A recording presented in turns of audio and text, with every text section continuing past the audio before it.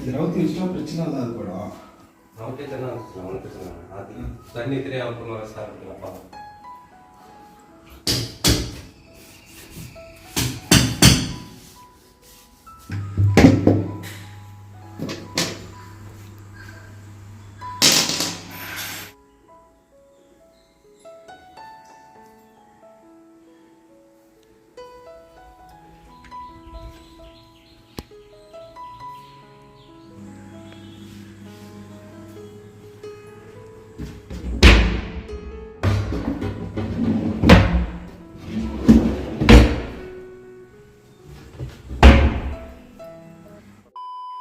Hi friends, வீட்டோடைய update தான் பார்க்க போகிறோம். தொடர்ந்து நீங்கள் பிளாகை ஸ்கிப் பண்ணாமல் பாருங்கள். ட்ரெஸ்ஸிங் டேபிள் ஃபங்கஸ் ஆகிருந்துச்சு.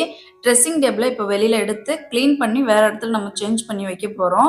ட்ரெஸ்ஸிங் டேபிள் இருந்த இடத்துல பாருங்கள் வால் ஃபுல்லாக எவ்வளோ ஃபங்கஸ் ஆகிருக்குன்னு. நம்ம வீட்டுக்கு இன்டீரியர் பண்ணியிருந்த சார் கிட்ட நான் கால் பண்ணி கேட்டிருந்தேன். சார் 2 ஒர்க்கர்ஸை அனுப்புங்க, எனக்கு கொஞ்சம் சேஞ்ச் பண்ணுறது இருக்குன்னு சொல்லியிருந்தேன். அதனால சார் 2 ஒர்க்கர்ஸை அனுப்பியிருந்தாங்க.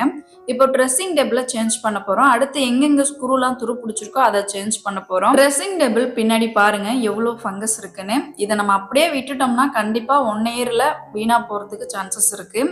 அதனால இப்போ கலட்டி கொண்டு வச்சிருக்காங்க. இதை இப்போ நான் தின்னர் வச்சு கிளீன் பண்ணிட்டு பீரோவை கொஞ்சம் அந்த பக்கம் நகர்த்திட்டு ட்ரெஸ்ஸிங் டேபிள் பீரோ இருந்த இடத்துல நம்ம சேஞ்ச் பண்ணி வைக்க போகிறோம். பெயிண்ட் அடிக்கிற ப்ரஷ்ஷை வச்சு எங்கெல்லாம் ஃபங்கஸ் இருக்கோ ஃபுல்லாக பார்த்தீங்கன்னா ஒரு மேலோட்டமாக க்ளீன் பண்ணிட்டு இருக்கேன். க்ளீன் பண்ணி முடிச்சதுக்கப்புறம் எம்டி பாட்டிலில் நம்ம தின்னர் ஊற்றி வச்சுருக்கோம். அதை இப்போ எடுத்து ஃபுல்லாக பார்த்தீங்கன்னா ஸ்ப்ரெட் பண்ணி க்ளீன் பண்ண போகிறேன். அதுக்கு மேலே ஒரு கோட்டிங் கொலின் வச்சு பார்த்தீங்கன்னா க்ளீன் பண்ண போகிறேன். இப்போ பாருங்கள் எந்த அளவுக்கு க்ளீன் பண்ணியிருக்கேன்னு. சூப்பராக பார்த்தீங்கன்னா ட்ரெஸ்ஸிங் டேபிளை நம்ம க்ளீன் பண்ணியாச்சு. அடுத்து ட்ரெஸ்ஸிங் டேபிள் இருந்த இடத்துல பீரோவை நகர்த்தி கொண்டு வச்சாச்சு. நாங்கள் செவுத்தை ஒட்டி வைக்க வேணாம்னு சொல்லிட்டோம். அதனால பாருங்கள் செவுறு எந்த செவுறுலேருந்து ஃபங்கஸ் உருவானதோ அந்த செவுத்தை ஒட்டி இப்போ வைக்கல. பீரோவுக்கு பின்னாடி இருக்கிற செவத்தை ஒட்டி தான் வச்சிருக்கோம். ஃப்ரண்ட்ல இருக்கிற வால்ல ஒட்டி வைக்கல. கொஞ்சம் கேப் பார்த்தீங்கன்னா இருக்கு. அந்த கேப் பார்த்தீங்கன்னா அலைன்மெண்ட் மாறுது, பட் இருந்தா போகுதுன்னு சொல்லியாச்சு. அடுத்து பூஜை ரூம் இப்போ சரி பண்ணிட்டு இருக்காங்க. இங்க ஆல்ரெடி நிறைய ஸ்க்ரூ எல்லாமே துரு பிடிச்சிருந்தது, அதை சேஞ்ச் பண்ணிட்டு இருக்காங்க. பழைய ஸ்க்ரூலாம் எடுத்துட்டு புது ஸ்க்ரூ போட்டுட்டு இருக்காங்க. வீட்டில் பார்த்தீங்கன்னா பூஜை ரூம், கிச்சன், பெட்ரூம், ஸோ எங்கெல்லாம் நம்ம கபோர்டு ஒர்க் பண்ணியிருக்கோமோ எங்கெல்லாம் பிரச்சனை இருக்கோ அது எல்லாமே இன்னைக்கு நம்ம சரி பண்ணிட்டு இருக்கோம். ட்ரெஸ்ஸிங் டேபிள் ஃபுல்லாகவே நான் உள் சைடும் தின்னர் வச்சு தொடச்சிருக்கேன். தின்னர் மட்டும் கொடுக்கல, செகண்ட் கோட்டிங் கொலினும் வச்சு தொடச்சிருக்கேன். தின்னர் கொலின் ரெண்டும் வச்சு தொடச்சாதான் சூப்பராக பர்ஃபெக்டாக பார்த்தீங்கன்னா க்ளீன் ஆகுது. இப்போ கிளீனிங் ஒர்க் ஃபுல்லாக முடிஞ்சிருச்சு. இதை அப்படியே எடுத்து இப்போ நம்ம பீரோவுக்கு பக்கத்தில் செட் பண்ண வேண்டியதான். ட்ரெஸ்ஸிங் டேபிளில் மட்டும் எவ்வளோ அழுக்கு இருக்குன்னு பாருங்க. உள் சைடும் வெளி சைடும் இந்த கிளாத் வச்சு தான் தொடச்சிருந்தேன். அந்த கிளாத் என்ன நிலைமையில இருக்குன்னு நீங்களே பாருங்க. அடுத்து நம்ம பூஜை ரூம்ல ஸ்க்ரூ எல்லாமே இப்போ சேஞ்ச் பண்ணியிருக்கோம். எல்லா ஸ்க்ரூ இங்கே கிடக்கு பாருங்க. ஸோ ஒரு கபோர்டு புடுங்கிட்டு இருந்துச்சு பார்த்தீங்களா, அந்த ஸ்க்ரூ ஃபுல்லாக சேஞ்ச் பண்ணிட்டாங்க. அதில் 2 ஸ்க்ரூமே நான் சேஞ்ச் பண்ண சொல்லிட்டேன். ஏன்னா அதுதான் நமக்கு பிரச்சனையாகவே இருக்குது. மற்ற டோர்லாம் பிரச்சனை கிடையாது. அதனால அந்த 2 ஸ்க்ரூமே துரு பிடிச்சிருந்தது. 2யுமே சேஞ்ச் பண்ண சொல்லிட்டேன். சூப்பராக எனக்கு சேஞ்ச் பண்ணி கொடுத்துட்டாங்க. எது எது எனக்கு லாக் ஆகலையோ எல்லாமே பார்த்தீங்கன்னா சூப்பராக சரி பண்ணிட்டாங்க. என்னோட அனுபவத்தில் உங்களுக்கு ஒரு பாயிண்ட் நான் சொல்கிறேன். மேபி நீங்கள் ஃபியூச்சரில் வீடு கட்டுறீங்கன்னா அப்போ இந்த பாயிண்ட் யோசிச்சு பாருங்க. வீடு ஃபுல்லாக கடப்பாக்கல் இல்லைன்னா கிரைனட் கல் இல்லைன்னா காங்கிரீட்ல செல்ஃப் அழகா செஞ்சு எடுத்துட்டு உள்ள செட் பண்ணிக்கிறாங்க. ஸோ இது 3ல் நீங்க ஏதாச்சும் ஒன்று சூஸ் பண்ணி அழகா செஞ்சு டோர் மட்டும் இன்டீரியர் ஒர்க் பண்ணிக்கோங்க. பிளேவுட்ல இருக்கு, யூபிவிசில இருக்கு, பிவிசில இருக்கு. உங்களுக்கு எந்த மெட்டீரியல் பிடிச்சிருக்கோ அந்த மெட்டீரியல்ல நீங்க சூஸ் பண்ணி போட்டுக்கோங்க. ஏன் சொல்றேன்னா, ஸோ என்னோட அனுபவத்துல நான் அனுபவிச்சதை உங்களுக்கு ஷேர் பண்ணிக்கிறேன். அடுத்து ட்ரெஸ்ஸிங் டேபிள் பாருங்க. பீரோ இருந்த இடத்துல இப்போ நம்ம ட்ரெஸ்ஸிங் டேபிள் அழகா செட் பண்ணியிருக்கோம். மேலே பாருங்க லாப்ட் டோரும் கீழே பீரோ டோரும் பார்த்தீங்கன்னா சேமா வராது. அலைன்மெண்ட் மாறுது.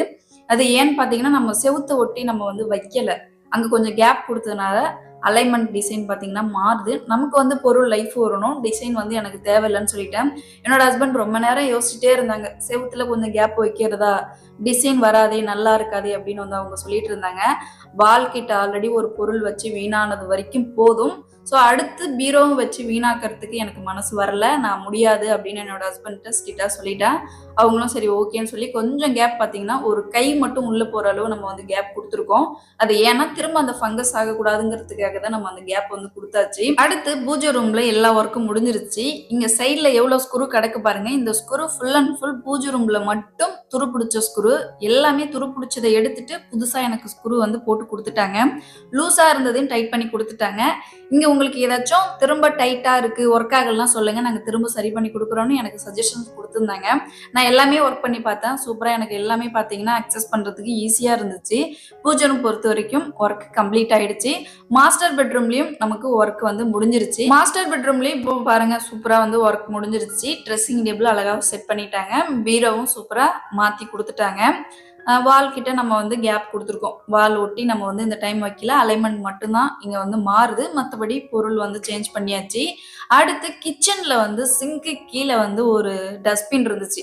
இது எனக்கு யூஸே கிடையாது. ஆல்ரெடி சிங்க்கு கீழே ஸ்மெல் அதிகமா வரும். அங்க நம்ம அடைச்சி வச்சு டஸ்ட்பின் யூஸ் பண்ண முடியாது. இன்னும் ஸ்மெல் அதிகமா தான் வரும். நான் வெளியில ஒரு பாக்ஸ் மட்டும் டஸ்ட்பின் மாதிரி ஃப்ரிட்ஜ் பக்கத்துல யூஸ் பண்ணிட்டு இருக்கேன். இது எனக்கு யூஸே கிடையாது. அதனால கழட்டி கொடுங்க, நான் லாப்ட்ல தூக்கி போட்டுறேன்னு சொல்லிட்டேன். அது அவங்க கழட்டி கொடுத்துட்டாங்க. கிச்சன்ல எங்கெல்லாம் ஸ்க்ரூ எல்லாம் துருப்பிடிச்சிருந்ததோ எல்லாத்தையும் கழட்டிட்டு எனக்கு புது ஸ்க்ரூ போட்டு கொடுத்துட்டாங்க. ஸோ அவங்களோட டைமிங் பார்த்தீங்கன்னா ஒரு 3 மணி நேரம் கிட்டத்தட்ட ஒர்க் பண்ணியிருந்தாங்க. ஒர்க் பண்ணிட்டு கிளம்பிட்டாங்க. மாஸ்டர் பெட்ரூம்ல இப்போ ட்ரெஸ்ஸிங் டேபிள் சேஞ்ச் பண்ணதுக்கு அப்புறம் நமக்கு என்னென்ன குறைகள் தெரியுதுன்னு பாருங்க. ட்ரெஸ்ஸிங் டேபிளோடைய டிராவர் வந்து ஒயிட் கலர் பார்டர் தெரியுது. கீழே ஒரு டிராவர் கொடுத்துருந்தா நல்லா இருக்குமோன்னு தோணுது. ஏன்னா அதெல்லாம் பாருங்க எம்டியா தெரியுது. பார்க்கறதுக்கு கொஞ்சம் சஜஷன் தெரியுது பாருங்க. ஒரு டிராவர் இருந்தா கொஞ்சம் நல்லா இருந்திருக்குமேன்னு. ஏன்னா பீரோக்கு அந்தாண்ட சைடு அடைச்ச மாதிரி இருந்ததுனால அங்க டிராவர் இல்லாம இருந்துச்சு. அது தெரிஞ்சுக்கல. பட் மெயின்ல நம்ம வச்சதுனால கொஞ்சம் டிராவர் கொடுத்தா நல்லா இருக்குமேன்னு இப்போ வந்து சஜஷனா நமக்கு தெரியுது. அடுத்து கிச்சன்ல என்னென்ன ஒர்க் பண்ணிருக்காங்கன்னு நம்ம பார்க்கலாம். இங்க வந்து நிறைய ஸ்க்ரூ எல்லாமே துரு பிடிச்சிருந்தது. எல்லா ஸ்க்ரூவும் பார்த்தீங்கன்னா சேஞ்ச் பண்ணி கொடுத்துட்டாங்க. இங்கே கீழே கிடக்கு பாருங்க. இவ்வளோ ஸ்க்ரூ கிச்சனில் வந்து துருப்பிடிச்ச ஸ்க்ரூ. அடுத்து சிங்க்கு கீழே வந்து ஒரு டஸ்ட்பின் பாக்ஸ் வந்து இருந்துச்சு. அது வேஸ்ட்டாக தான் இருந்துச்சு. ஆல்ரெடி சிங்க்கு கீழே நிறைய ஸ்மெல் வந்து வரும். இதில் இதை டஸ்ட்பினை உள்ளே வச்சு அடிச்சு குப்பையை போட்டால் இன்னும் ஸ்மெல்லு கிச்சனில் அதிகமாக தான் வரும். அதனால இது எனக்கு அங்கே யூஸே கிடையாது.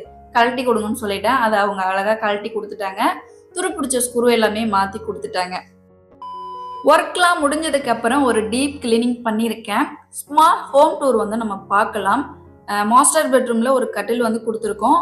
அடுத்த ட்ரெஸ்ஸிங் டேபிள், ஒரு பெரிய பீரோ வந்து நம்ம கொடுத்துருக்கோம். இன்டீரியர் ஒர்க்ல தான் நம்ம பண்ணியிருக்கோம். இந்த பீரோ இப்போதைக்கு என்னோட ஹஸ்பண்ட் மட்டும் தான் யூஸ் பண்ணிட்டு இருக்காங்க. அவங்களுடைய ட்ரெஸ் மட்டும் தான் இதுல இருக்கும். ஃபுல்லா கொலைன் வச்சு தொடச்சிட்டு ஒரு டீப் கிளீன் பண்ணி தான் எல்லாமே அழகா அடுக்கி வச்சிருக்கேன். மாஸ்டர் பெட்ரூம்ல ஒரு பெரிய ஸ்டூல் வந்து நம்ம வச்சிருக்கோம். அதுக்கு பக்கத்துல தகர பீரோ கொடுத்துருக்கோம். அடுத்து பழைய வீட்டுல நம்ம வந்து வாங்கியிருந்த ஏர் கூலர் வந்து இப்போ இங்க ரெடி பண்ணி வச்சிருக்கோம். ஏர் கூலர் வந்து இப்போதைக்கு யூஸ் பண்ணவே இல்லை. வீட்டுல எங்க பார்த்தாலும் பாத்தீங்கன்னா ஃபேன் வந்து சீலிங் ஃபேன் வந்து கொடுத்தாச்சு. அதனால ஏர் கூலருக்கு ஒர்க்கே கிடையாது. அது ஓரமா பாத்தீங்கன்னா அப்படியே இருக்கு. மாஸ்டர் பெட்ரூம் பாத்தீங்கன்னா ஒரு ஸ்மால் ஹோம் டூர் மாதிரி நம்ம பார்த்தாச்சு. ஸோ இவ்வளவுதான் வியூ பாயிண்ட். அடுத்து நம்ம பூஜை ரூம் போயிட்டு பார்க்கலாம். பூஜை ரூம்ல ஒரு டோர் வந்து எடுத்துட்டு இருந்துச்சு. அதை அழகா ஸ்க்ரூ வந்து சேஞ்ச் பண்ணி கொடுத்துட்டாங்க. எங்கெங்க டைட்டா இருந்தது, லூஸா இருந்ததோ அதையும் அக்சஸ் பண்ணி சூப்பரா நமக்கு ரெடி பண்ணி கொடுத்துருந்தாங்க. டோர்லாம் பாருங்க எவ்வளவு சூப்பரா ஓப்பன் ஆகுதுன்னு. ஸோ ரொம்ப கஷ்டமா இருந்துச்சு முன்னாடிலாம் எனக்கு ஓப்பன் பண்றதுக்கு. ஃபங்கஸ் ஆனதுனால ஸ்க்ரூ எல்லாமே துரு பிடிச்சி ரொம்ப டைட் ஆயிடுச்சு. எல்லாமே எனக்கு இப்போ வந்து ரிலீஸ் பண்ணி சூப்பரா எனக்கு அக்சஸ் பண்ற மாதிரி ரெடி பண்ணி கொடுத்துருந்தாங்க. எப்படி ஆட்டோமேட்டிக்கா க்ளோஸ் ஆகுதுன்னு நீங்களே பாருங்க. ஸோ எனக்கு சூப்பரா அக்சஸ் பண்ணி கொடுத்துருந்தாங்க. ஸோ பூஜை ரூம் பொறுத்த வரைக்கும் கிடப்பாக்கல் இல்லைன்னா கிரைனைட் கல்ல கொடுத்துக்கோங்க. இன்டீரியர் போகிறது அது ரொம்ப கஷ்டம் தான் நான் சொல்லுவேன். அடுத்து நம்ம வந்து ஸ்மால் பெட்ரூம்ல என்ன ஒர்க் பண்ணியிருப்போம்னு பார்ப்போம். லாப்ட் வந்து கொஞ்சம் திறக்க முடியாம இருந்துச்சு. அதையும் எனக்கு ஸ்க்ரூ எல்லாமே டைட் பண்ணி கொடுத்துருந்தாங்க. இங்க எந்த ஸ்க்ரூ எனக்கு துரு பிடிக்கல. கிச்சன், பூஜை ரூம், மாஸ்டர் பெட்ரூம் 3 தான் எனக்கு பிரச்சனையா இருந்துச்சு. ஸ்மால் பெட்ரூம் பொறுத்த வரைக்கும் எனக்கு எந்த பிரச்சனையும் கிடையாது. ஸோ இன்டீரியர் ஒர்க்கு அங்கே எல்லாமே நீட்டா மெயின்டைன் சூப்பரா இருக்கு. கிச்சன்ல வந்து எனக்கு துரு பிடிச்சிருந்த ஸ்க்ரூ எல்லாம் சேஞ்ச் பண்ணி கொடுத்துருந்தாங்க. லாப்ட்லயும் சில ஸ்க்ரூ எல்லாமே துரு பிடிச்சிருந்தது. அதையும் எனக்கு சேஞ்ச் பண்ணி கொடுத்துருந்தாங்க. இங்க எல்லாமே தின்னர் வச்சு கொலின் வச்சு கிளீன் பண்ணிட்டேன். எவ்வளவு நீட்டா இருக்கு பாருங்க. சிங்க்கு கீழே இருந்த டஸ்ட்பினை எடுத்தாச்சு. இங்க துரு பிடிச்சிருந்த ஸ்க்ரூ எனக்கு சேஞ்ச் பண்ணி கொடுத்துட்டாங்க. கிச்சனை பொறுத்த வரைக்கும் 3 கபோர்டு தான் எனக்கு பிரச்சனையா இருந்துச்சு. 3ம் சரி பண்ணி கொடுத்துருந்தாங்க. லாப்ட்ல வந்து ஒரு கபோர்டு வந்து துரு பிடிச்சிருந்த ஸ்க்ரூ அதை சேஞ்ச் பண்ணி கொடுத்துருந்தாங்க.